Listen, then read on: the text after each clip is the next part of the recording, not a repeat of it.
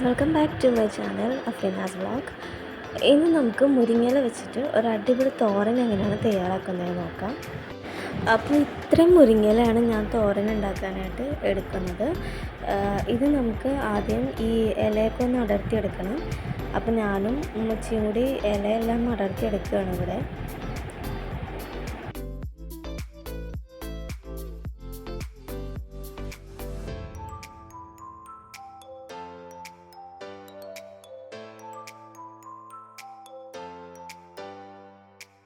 അങ്ങനെ നമ്മൾ ഇലയെല്ലാം അടർത്തി ഇവിടെ എടുത്ത് വെച്ചിട്ടുണ്ട്.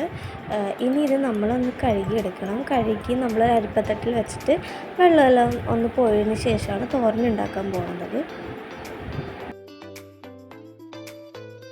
ഇനി ഞാനിവിടെ ഒരു പാൻ ചൂടാക്കി എടുത്തിട്ടുണ്ട്. ഈ പാനിലേക്ക് നമുക്ക് കുറച്ച് വെളിച്ചെണ്ണ ഒഴിച്ചെടുക്കാം. ഈ വെളിച്ചെണ്ണ ഒന്ന് ചൂടായിട്ട് നമുക്ക് കടുക് പൊട്ടിച്ചെടുക്കാം കേട്ടോ. അങ്ങനെ കടുകെല്ലാം പൊട്ടി വന്നിട്ടുണ്ട്. ഇനി നമുക്ക് കുറച്ച് ഒരു 5-6 ചുവന്നുള്ളിയും 2 വെളുത്തുള്ളിയും പിന്നെ എരിവിനനുസരിച്ചുള്ള പച്ചമുളകും ഇതിലേക്ക് നമുക്ക് ചേർത്ത് കൊടുക്കാം. ഇതിൻ്റെ പച്ചമണം ഒന്ന് കാടുന്നത് വരെ നമുക്കൊന്ന് വഴറ്റിയെടുക്കാം കേട്ടോ. അപ്പോൾ ആവശ്യത്തിനുള്ള ഉപ്പും കൂടി ചേർത്ത് കൊടുക്കുന്നുണ്ട്.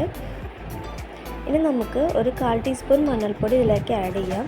എന്നിട്ട് അതെല്ലാം കൂടി നന്നായിട്ടൊന്ന് മിക്സ് ചെയ്തിട്ട് നമുക്ക് നേരത്തെ നമ്മൾ കഴുകി വെച്ച മുരിങ്ങയില നമുക്ക് ഇതിലേക്ക് ചേർത്ത് കൊടുക്കാം.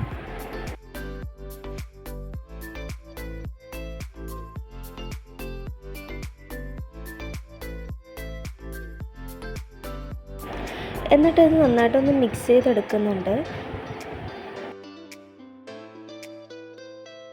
ഇലയെല്ലാം ചെറുതായിട്ടൊന്ന് വാടി വന്നതിന് ശേഷം നമുക്ക് തേങ്ങ ഇട്ട് കൊടുക്കാം.